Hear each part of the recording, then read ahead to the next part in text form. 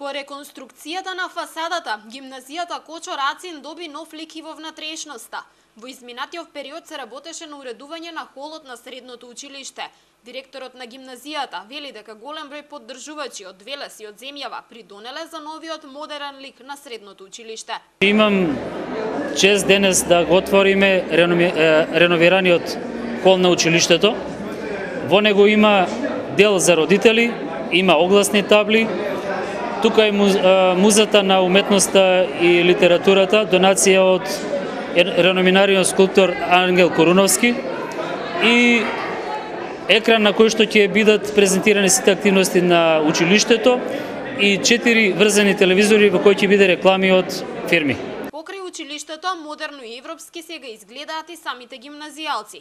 Од пред неколку дена започнаа да носат униформи, иницијатива која потекнала од Советот на родители. И учениците и наставниците се задоволни од реализацијата на оваа идеја.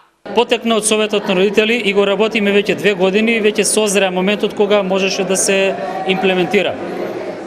Од многу аспекти го направивме ова, главен аспект е економскиот, бидејќи